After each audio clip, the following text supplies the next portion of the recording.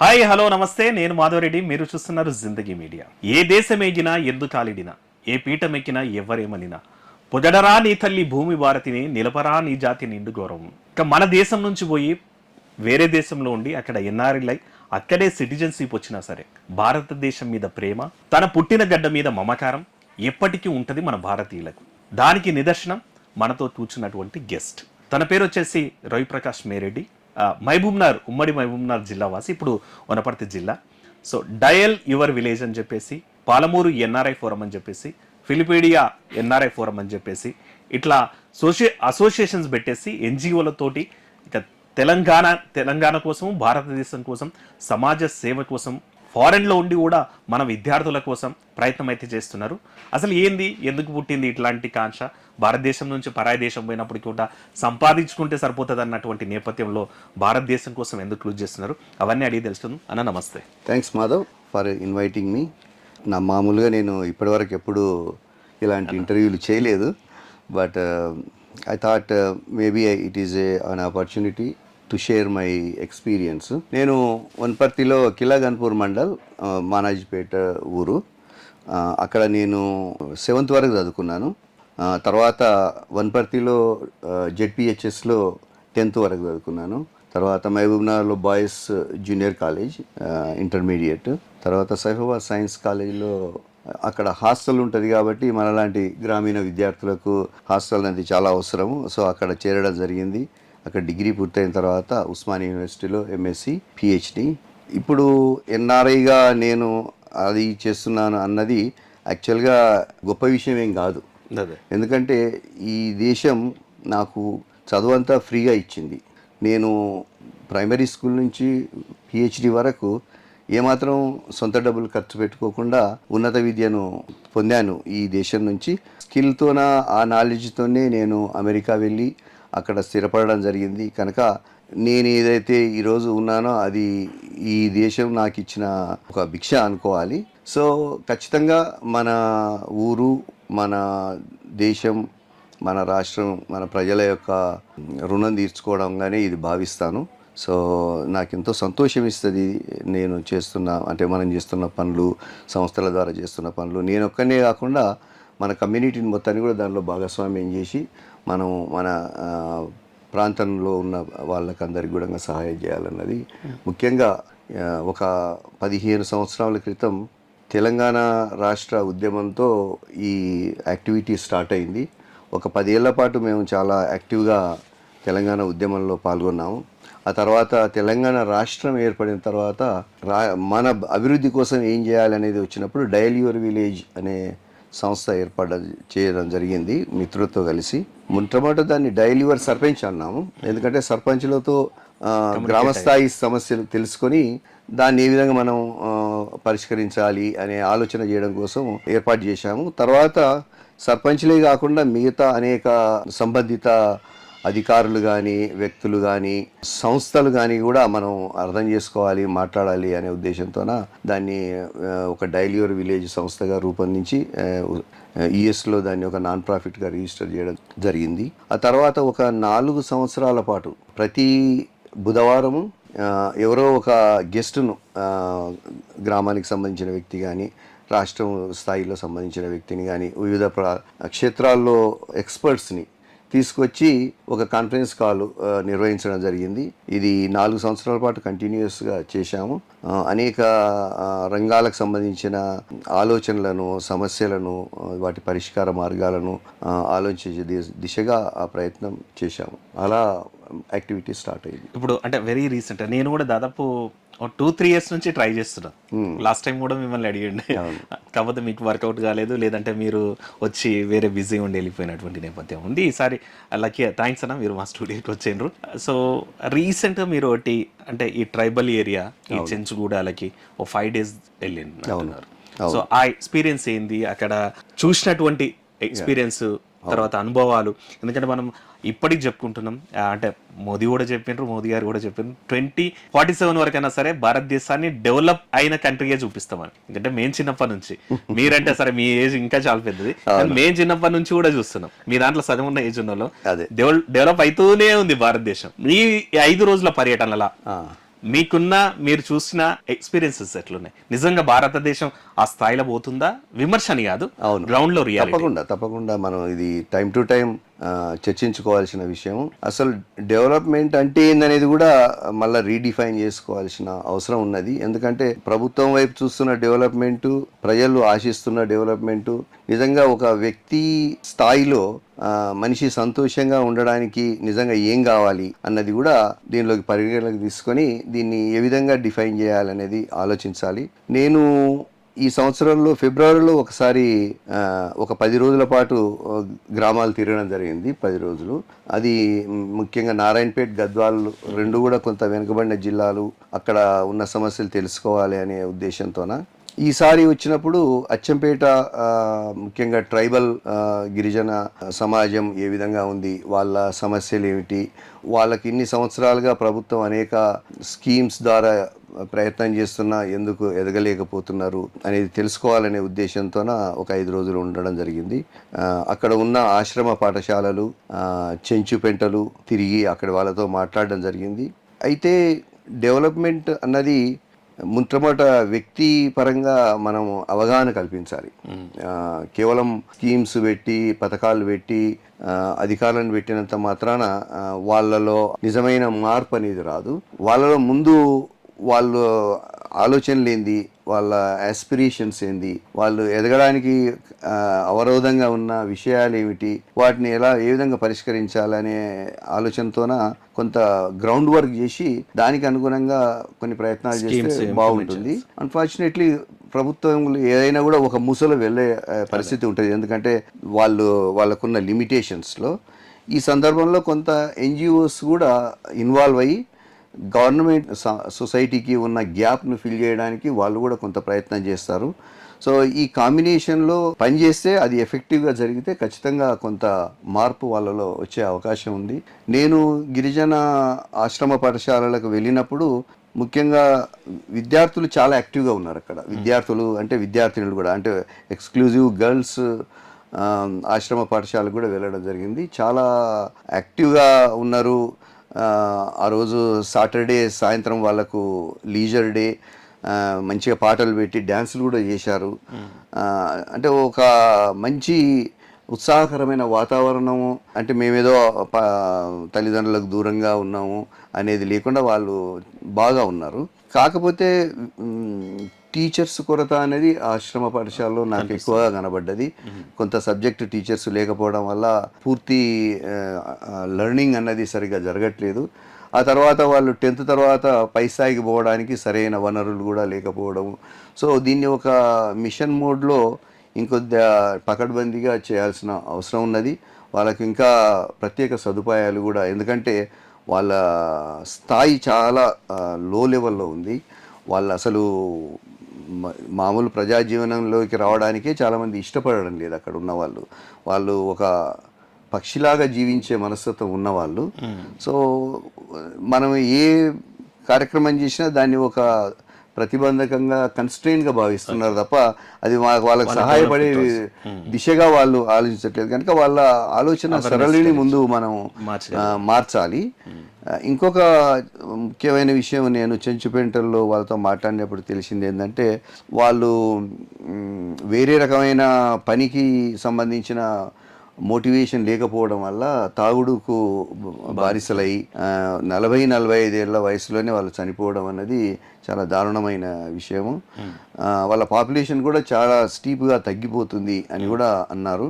ఇంకోటి, చెంచుపెంటల్లో ఉన్న దాంట్లో ఫారెస్ట్ డిపార్ట్మెంట్ అజమాయిషితో కొంత వాళ్ళ యాక్టివిటీ కూడా కన్స్ట్రెయిన్ అవ్వడం వల్ల కూడా వాళ్ళు పూర్తి స్థాయిలో వాళ్ళ జీవితాలను నిర్మాణం చేసుకునే పరిస్థితులు కల్పించడం లేదు. అంటే ఓ రకంగా ఆ చెంచుపెంట నుంచి వాళ్ళకి బయటికి తీసుకొచ్చి పునరావాసం కల్పించాలన్నది ప్రభుత్వ ఆలోచన. బట్ వాళ్ళేమో మేము ఇక్కడే ఉండాలి అనే ఒక ఆలోచన కలిగి ఉన్న వాళ్ళు. దీన్ని కొంత సున్నితంగా పరిష్కరించాల్సిన అవసరం ఉన్నది.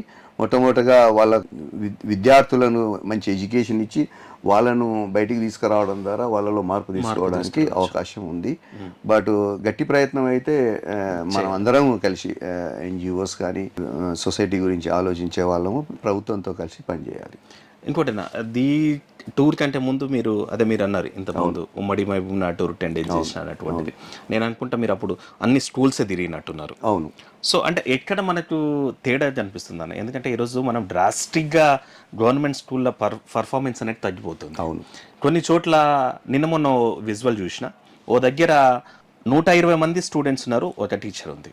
మొన్న వరంగల్లో ఇక్కడ 7 మంది టీచర్లు ఉన్నారు, 12 మంది స్టూడెంట్స్ ఉన్నారు. అంటే కమ్యూనికేషన్ గ్యాప్ ఎక్కడొస్తుంది.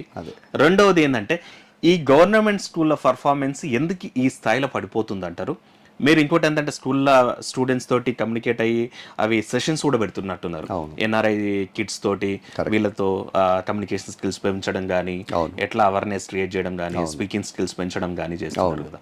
అంటే వాట్ ద మేజర్ డిఫరెన్స్ అంటే యుఎస్ ఎడ్యుకేషన్ సిస్టమ్కి మన ఎడ్యుకేషన్ సిస్టమ్స్కి? రెండవది ఈ ప్రైమరీ ఎప్పుడు కూడా స్ట్రాంగ్ ఉండాలి, ఆ బేస్ మనం పట్టు కోల్పోతున్నాం. ఏం చేస్తే అవుతుంది అంటారు, అసలు ఏం చేయాలి, ఎందుకు ఇట్లా నిర్లక్ష్యం అవుతుంది అంటారు మీ అవగాహనలో? ఇది చాలా పెద్ద ప్రశ్న. అంటే చాలా లోతుగా దీన్ని రకరకాల కారణాలు ఉన్నాయి. అన్ఫార్చునేట్లీ ప్రభుత్వం 80% ఖర్చు పెడుతుంది, 20% గ్యాప్స్ ఉన్నాయి. ఈ 20% గ్యాప్ వల్ల 80% స్టూడెంట్స్ని కోల్పోతున్నారు. సో ఈ 20% గ్యాప్ కనుక నిజంగా మనం ఫుల్ఫిల్ చేయగలిగితే విద్యార్థులను మనం ప్రభుత్వ బడులనే రిటైన్ చేసుకోగలుగుతాము. దీనివల్ల తల్లిదండ్రులకు కూడా బర్డెను, అంటే బయట స్కూల్కి పంపించాలి, ఒక 10,000 ఖర్చు పెట్టాలి అనే బర్డెన్ కూడా తగ్గుతుంది. ఎందుకంటే ప్రభుత్వ బడులలో టీచర్స్ క్వాలిఫైడ్ టీచర్స్ ఉన్నారు. కాకపోతే వనరులు సరిగ్గా, క్లాస్ రూమ్స్ ఉంటే టీచర్స్ ఉండరు, టీచర్స్ ఉంటే బాత్రూమ్లు ఉండవు, బాత్రూమ్లు ఉంటే వాటర్ ఉండదు, వాటర్ ఉంటే స్కావెంజర్ ఉండడు. ప్రతి సమస్యనే, ఒక్కో దగ్గర ఒక సమస్య, మల్టిపుల్ ఇష్యూస్ ఉన్నాయి. మేము గద్వాళ్ళు నారాయణపేట పోయినప్పుడు స్కూళ్ళు చాలా దారుణమైన పరిస్థితిలో ఉన్నాయి. విద్యార్థులు చాలా యాక్టివ్గా ఉన్నారు, కాకపోతే వాళ్ళు 10 తర్వాత చాలా మటుకు డ్రాప్ అవుట్ అవుతున్నారు. ఎందుకంటే వాళ్ళకు ఇంకొకటి అక్కడ సీడ్ కాటన్ అనేది ఒక ప్రధాన సమస్య. సీడ్ కాటన్ కోసము విద్యార్థులను ఉపయోగించుకోవడం వల్ల వాళ్ళు 2-3 నెలలు స్కూల్ డ్రాప్ అయిపోయి దాంట్లో పనిచేసి మళ్ళీ వస్తున్నారు. వచ్చే వరకు వాళ్ళు చాలా లెర్నింగ్ ఆపర్చునిటీ కోల్పోతున్నారు. వాళ్ళని క్యాచప్ చేయడం టీచర్స్ కూడా వీలు పడతలేదు.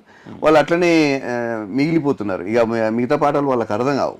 సో దీన్ని అధిగమించాలంటే సామాజిక సమస్య ఏది ఉంది. ఇప్పుడు తల్లిదండ్రులు అంటారు మాకు 2-3 నెలలు పోతే మంచి డబ్బు వస్తుంది, మేము బతకగలుగుతాము అనేది ఉన్నది. సో అది ఒక సామాజిక సమస్య. సో దాన్ని పరిష్కరిస్తూ విద్యార్థులను ఎట్టి పరిస్థితుల్లోనూ స్కూళ్ళ నుంచి డ్రాప్ అవుట్ కాకుండా, అబ్సెంట్ కాకుండా చూడాలి, వాళ్ళకు మంచి వసతులు కల్పించాలి. ఇంకోటి, మనం విద్యా వ్యవస్థలో మల్టిపుల్ లేయర్స్ ఏర్పాటు చేసినాము. ఇప్పుడు మామూలు జెడ్పిహెచ్ఎస్ స్కూల్స్ ఉన్నాయి, మళ్ళా మోడల్ స్కూల్స్ ఉన్నాయి, కేజీబీవి స్కూల్స్ ఉన్నాయి, గురుకులాలు ఉన్నాయి. సో ఈ రకరకాల వాటి వల్ల ఈ జెడ్పిహెచ్ఎస్ స్కూల్ స్ట్రెంత్ తగ్గిపోతున్నది. తగ్గిపోవడంతో టీచర్స్ రేషనలైజేషన్ పేరుతో టీచర్లను తగ్గిస్తున్నారు. ఇప్పుడు ఒక సబ్జెక్టు ఫిజిక్స్ కానీ కెమిస్ట్రీ కానీ టీచర్ లేకపోతే ఆ కంప్లీట్ సబ్జెక్ట్ రాదు, రేషనలైజేషన్ చేయలేం మనం. అక్కడ అన్ని సబ్జెక్టుల టీచర్స్ ఉంటేనే ఫుల్ఫిల్మెంట్ ఆఫ్ లెర్నింగ్ అన్నది అవుతుంది. సో అది బిగ్ ల్యాకింగ్. సో ఇట్లా రకరకాల ఉన్నాయి, బట్ వీటన్నిటికీ సింపుల్గా సొల్యూషన్స్ కూడా ఉన్నాయి. ఒక మండలానికి విద్యార్థుల సంఖ్యను బట్టి 2-3 centralised schools with all the facilities, ప్రతి ఫెసిలిటీ ఉండాలి. ఆ విధంగా ఉండి ఫుల్ టీచింగ్ కెపాసిటీ పెట్టేసి కావాలంటే 4-5 బస్సులు కానీ లేకపోతే ఆటోలు కానీ ఏ రకమైన అవకాశం ఉంటే ఆ రకంగా దాన్ని కనుక చేస్తే చాలా చిన్న ఖర్చు. అది transport is a small expenditure. ఇప్పుడు ఏమైందంటే ప్రభుత్వ బడుల విద్యార్థులను ప్రైవేట్ బడి విద్యార్థుల మేనేజ్మెంట్స్ బస్సులు పెట్టి ఊళ్ళ నుంచి తీసుకుపోతున్నారు. అది మనం కనుక అదే బస్సులు పెట్టి మన స్కూళ్ళకు తరలిస్తే ఖచ్చితంగా విత్ ఇన్ నో టైం మన విద్యార్థులు షైన్ అవుతారు. నేను కలిసిన ప్రతి స్కూల్లో కూడా విద్యార్థుల potential depends on the teachers కనుక సరిగ్గా ఉన్న స్కూళ్ళల్లో చాలా అద్భుతమైన స్కూళ్ళు నడుస్తున్నాయి, చాలా బాగా విద్యార్థులు కూడా యాక్టివ్గా ఉంటున్నారు. సో నాకు పూర్తి నమ్మకం ఉన్నది, అంటే మనం ఖచ్చితంగా ఇది చేయగలుగుతామని. కాకపోతే దాన్ని ఒక కన్సల్టెడ్ ఎఫర్ట్ ప్రభుత్వం నుంచి జరగాలి. అది నీడ్ ఆఫ్ ద అవర్. ఇక ఇప్పటికే మనం చాలా సమయం కోల్పోయాం. అప్పటికే చాలామంది ప్రభుత్వ బడుల మీద నమ్మకం లేక ఆల్రెడీ కింది స్థాయి నుంచి కూడా ఇప్పుడు ముఖ్యంగా మేము బడులతో పాటు అంగన్వాడీలు చూస్తున్నాం. అంగన్వాడీలు మన దగ్గర కొద్దిగా పర్వాలేదు, కానీ నేను అచ్చంపేట పోయిన దగ్గర అంగన్వాడీల్లో 5-10 మంది కన్నా ఎక్కువ పిల్లలు లేరు. ఏంటంటే వీళ్ళు సరైన ఫెసిలిటీస్ లేకపోవడము, టీచర్స్ సరిగ్గా లేకపోవడము, దీంతోన ఇంకోటి వాళ్ళు 4 గంటల వరకే క్లోజ్ చేస్తారు ఇది. సో చాలామంది గ్రామీణ ప్రాంతంలో వాళ్ళు పనికి వెళ్తారు, పనికి వెళ్ళి 7 గంటలకు వస్తారు. 7 గంటల వరకు పిల్లల్ని ఉంచుకుంటే వాళ్ళు ఇక్కడే పెట్టిపోతారు. అదే ప్రైవేట్ వాళ్ళు ఏంటంటే 7 గంటల వరకు ఉంచుకుంటున్నారు. సో ఈ రకమైన చిన్న చిన్న గ్యాప్స్ ఉన్నాయి, అవి సాల్వ్ చేయొచ్చు. ఫర్ ఎగ్జాంపుల్ కంసాన్పల్లి అనే ఊరిలో 3 అంగన్వాడీస్ ఉన్నాయి. 3 అంగన్వాడీలో 2 లేరు, అసలు పిల్లలే లేరు. ఒక దాంట్లో మేము పోతే ఎవరు లేరు, మేము పోయిన తర్వాత 2-3 పట్టుకొచ్చారు వాళ్ళు. ఆయాలు లేరు అక్కడ. ఆయాలు లేకపోవడం వల్ల ఈ టీచరు బయటికి పోయి ఊర్లలో డోర్ టు డోర్ పోయి తీసుకొచ్చే పరిస్థితి లేదు. జనరల్గా ఆయాలు ఆ పని చేస్తారు, ఇంటింటికి వెళ్ళే వాళ్ళను, ఎందుకంటే చిన్నపిల్లలు కదా, వాళ్ళంతటా వాళ్ళు రాలేరు. తీసుకొచ్చి వాళ్ళని పెట్టుకొని మళ్ళీ తీసుకుపోయి వదిలేసే విధంగా ఆ కార్యక్రమం జరగాలి. సో ఆయాలు లేకపోవడం, ఈ ముగ్గురైనా కలిసి ఒక దగ్గర ఉండి over morning session, over evening session, over పిల్లల్ని తీసుకుని ఇట్లా కొద్దిగా కల్పన చేస్తే సక్సెస్ అవుతుంది. సో అలా కాకుండా ఎవరికి వాళ్ళు వాళ్ళ సెంటర్స్ నడపాలనుకోవడం, ఏది సరిగా నడకపోవడం, ఇది ఈరోజున్న పరిస్థితి. సో నిజమే, ఎందుకంటే ఈరోజు మీరు చెప్తున్నట్టు కూడా ప్రైమరీ చదివించాలంటే మార్కెట్సే జనరల్ ప్రయాణము 1,10,000. ఇంకొన్ని బెంగళూరు లాంటి ఏరియాస్లో అయితే ప్రైమరీకే 2.5-3 లక్షల రూపాయలు అంట.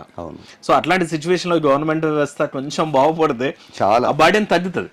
ఇప్పుడు ఈరోజు చాలా ఫ్రీ స్కీమ్స్ ఇస్తున్నారు. ఆ ఫ్రీ స్కీమ్స్ అన్ని దాంట్లో మిగిలిన పైసలన్నీ తీసుకెళ్ళి స్కూల్లో పెట్టాల్సి వస్తుంది. సో మీ అసొంటి ఆర్గనైజేషన్ చేస్తున్నటువంటి కృషి గవర్నమెంట్ గుర్తించి మీ అలాంటి వాళ్ళని ఇంటర్ఫేస్గా పెట్టేసి బ్రిడ్జ్ టైప్లో పెట్టేసైనా ఆ గ్యాప్ ఫిల్ చేయాలి. రెండోదన్నా, నేను కరోనా టైంలో మీరు గవర్నమెంట్ హాస్పిటల్స్కి చాలా ఫెసిలిటీస్ ఇచ్చారు. నిజంగా గవర్నమెంట్ హాస్పిటల్ చాలా చోట్ల మనం చూసిండే అప్పుడు కరోనా టైంలో ఒక పేషెంట్ హాస్పిటల్లో జాయిన్ అయితే 15 లక్షలు 20 లక్షల రూపాయలు. మీరు చాలా గవర్నమెంట్ హాస్పిటల్స్కి ఆక్సిజన్ సిలిండర్స్ కూడా సప్లై చేశారు. నిజంగా మన గవర్నమెంట్ ఎక్కడ గ్యాప్ వస్తుంది? ఎందుకంటే ఇంత ఇన్వెస్ట్మెంట్స్, ఇంత బడ్జెట్స్, మనం ఈరోజు తెలంగాణ బడ్జెట్ 2 కోట్లు దాటిపోతుంది.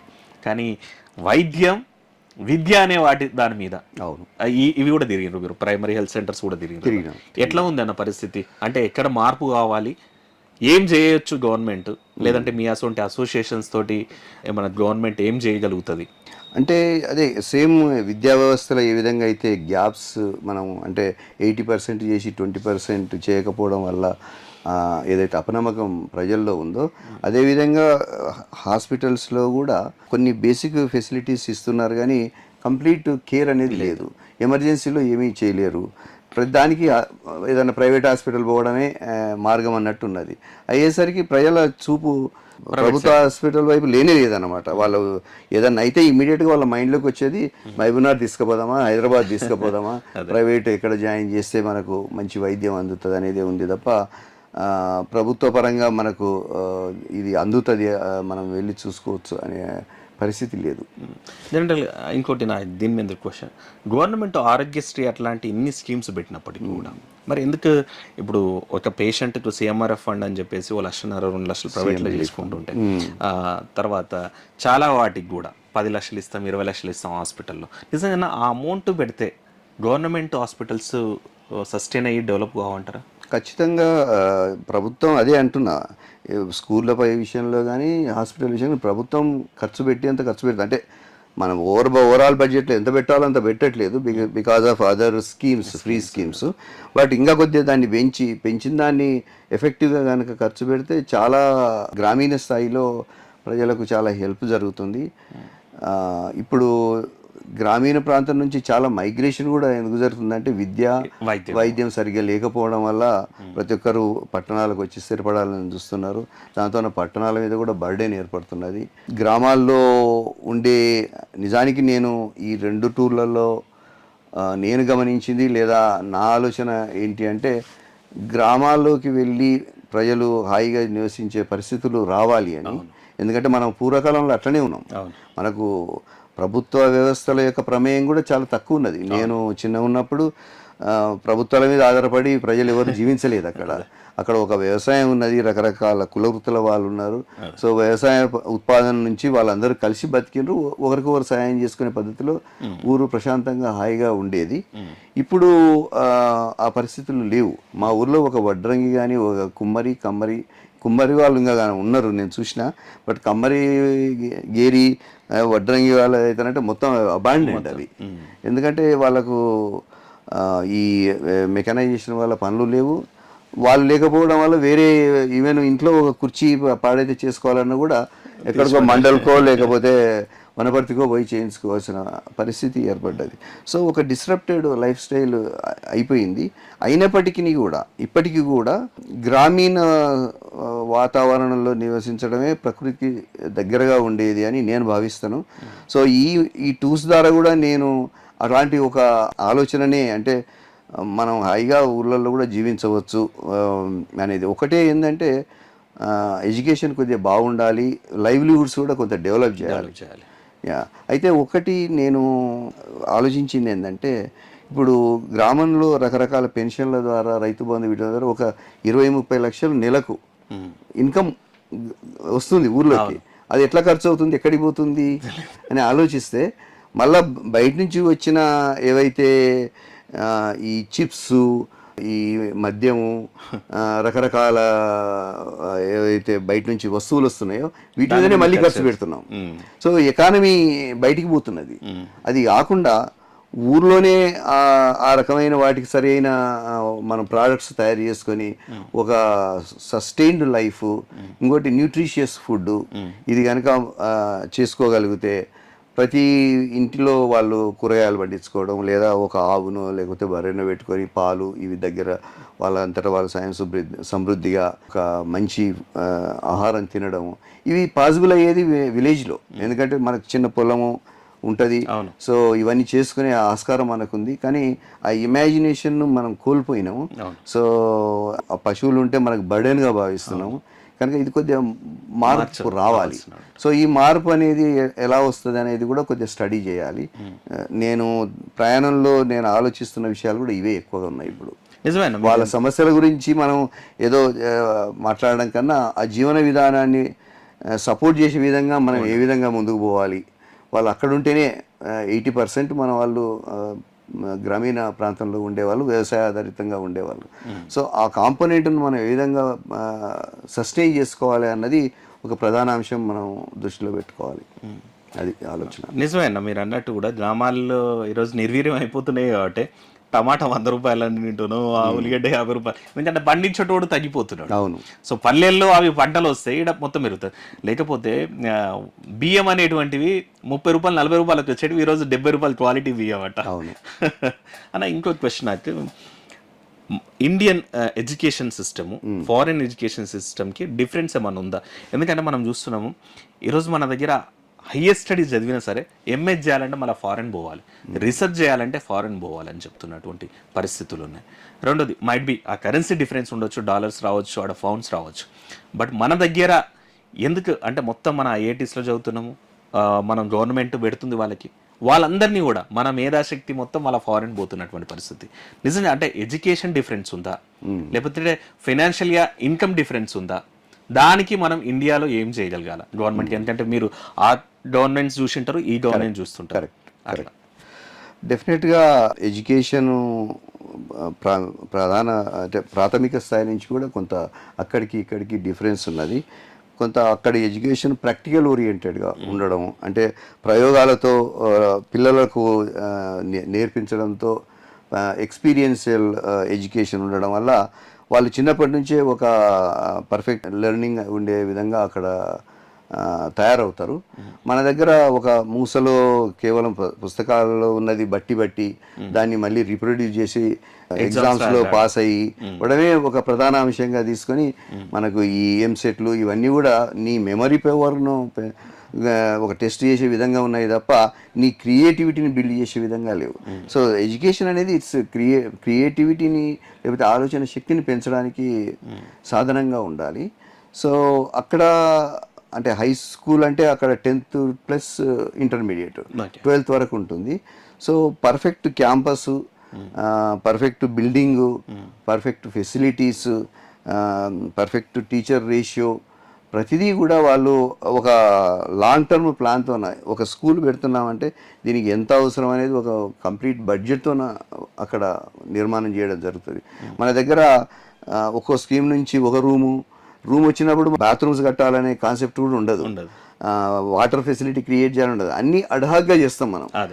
అదొకటి అడగ్గా ఇదొక అడగ్గా. అంటే ఒకప్పుడు మనది అంత బీద దేశం అనే ఒక ఆలోచన ఉన్నా ఇప్పుడు అలా ఏం పరిస్థితి లేదు. కానీ మన ఓరియంటేషను, మన ప్రయారిటీస్ అన్నవి కరెక్ట్గా లేకపోవడం వల్ల ఒక లాంగ్ టర్మ్ ప్లాన్ చేసుకొని ఒక స్కూల్ను ఒక వెల్ ఎస్టాబ్లిష్డ్ ఇన్స్టిట్యూషన్ లాగా బిల్డ్ చేయడంలో మనం ముందుకు పోలేకపోతున్నాము.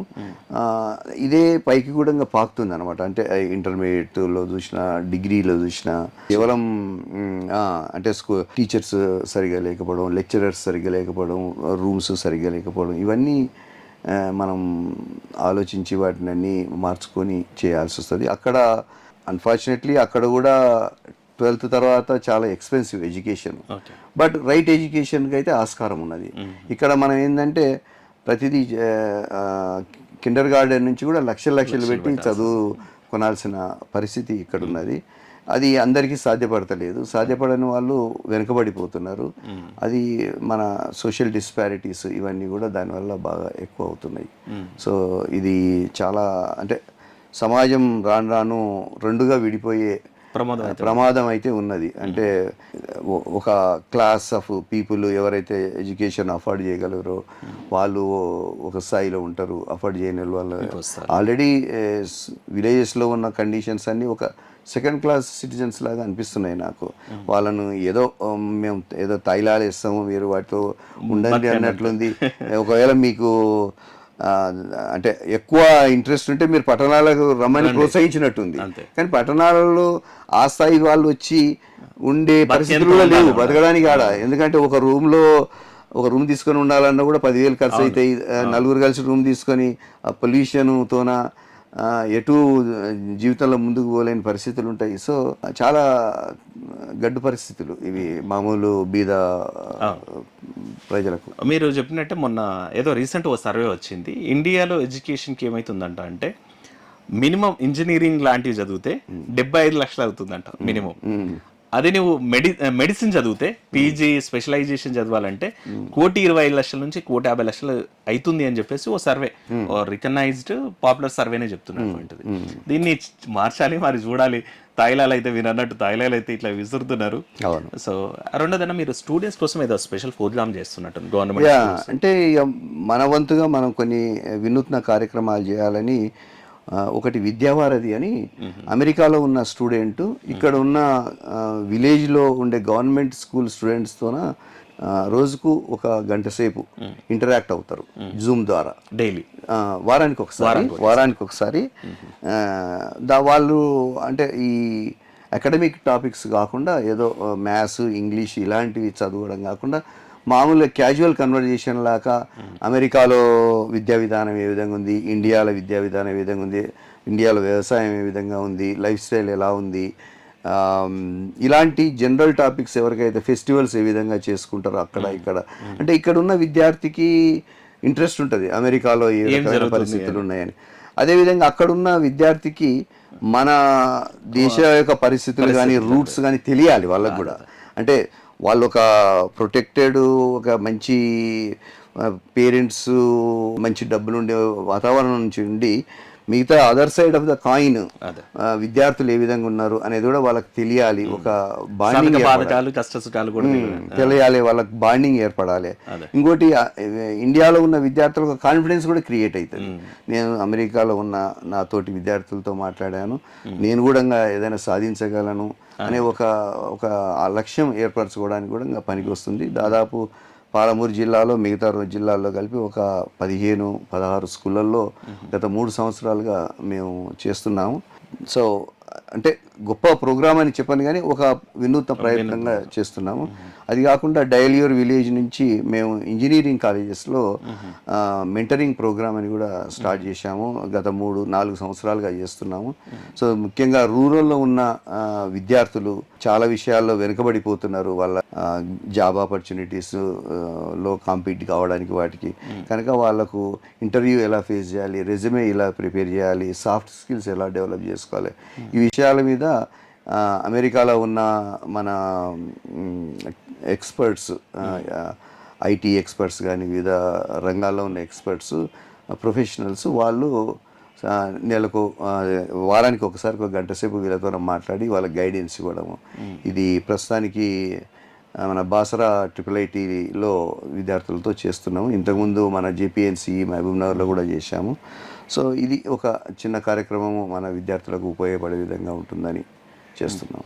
సో బాసరా 888 అన్నారు కాబట్టి మొన్న ఏఈ ఎగ్జామ్లో దాదాపు ఆ ఇన్స్టిట్యూట్ పిల్లలే 50 మెంబర్స్ జాబ్స్ కొట్టిండ్రు.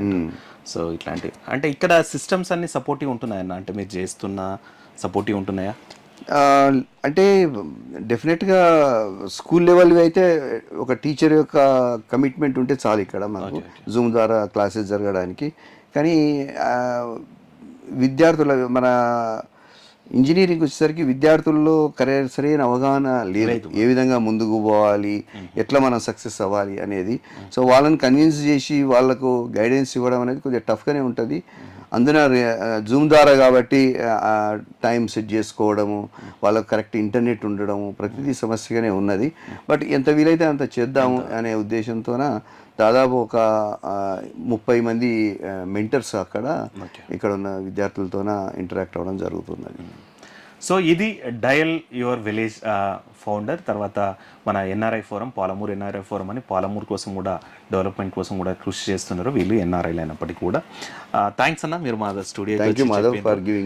రెండోది మనం జిందగీ మీడియా నుంచి కూడా చెప్తున్నాము, అన్నవాళ్ళు చాలా స్కూల్స్లలో ఆ కమ్యూనికేషన్ స్కిల్స్ కానీ లేదంటే విద్యావారధి అని చెప్పేసి గవర్నమెంట్ హాస్పిటల్స్ని డెవలప్ చేయడం కోసం కానీ ఆ ట్రైబల్ ఏరియాస్లో ఉండేటువంటి ఆ చెంచుగూడాలను కూడా విజిట్ చేసేసి వాళ్ళు ఎక్కడో ఫారెన్లో ఉండి మన భారతదేశం డెవలప్మెంట్ కోసము లేదంటే మన తెలంగాణ కోసం మన పుట్టిన ఊళ్ళను డెవలప్ చేసుకోవడం కోసం కృషి చేస్తున్నారు. అందరం కూడా వీలైతే వీళ్ళకి సపోర్ట్ ఇద్దాం, లేదంటే మనం ఇట్లాంటి ఇనిషియేషన్స్ తీస్తే మన దేశం కూడా బాగుపడుతుంది, మన ఊరు కూడా బాగుపడుతుంది. That's all for today. Thank you. నేను మాధవ్ రెడ్డి. నమస్తే. Thank you.